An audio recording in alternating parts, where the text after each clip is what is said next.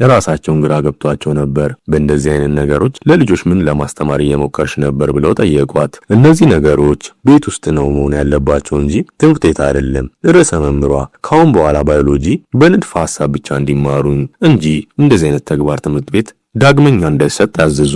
በመምህሩ አይኖች ውስጥ ህመም ሞላ።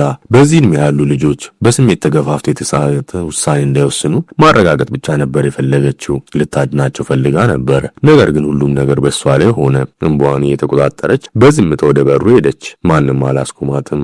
በቁጣና በሱስ የተዋጠው ቬነም እናቱን እርዳታ ለመጠየቅ ወደ ሄደችበት ቤተክርስቲያን ገባ። ሳይቆም ወይም ሳያስብ በቀጥታ ወደ ክርክር ገባ።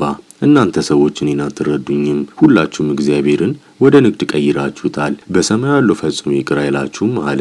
ካህኑ በቬነም አይኖች ውስጥ ፍርሃት አላዩም። ያዩት እብደት ነበረ። ድንገት ካህኑ የተቀደሰውን ውሃ አንስተው በቬነም ፊት ላይ ረጩት። ይህም በውስጡ የሆነ የጨለማ ኃይል እንዳለ ስለተሰማቸው ነበረ። ካህኑ መናገራቸውን ቀጠሉ። ቬነም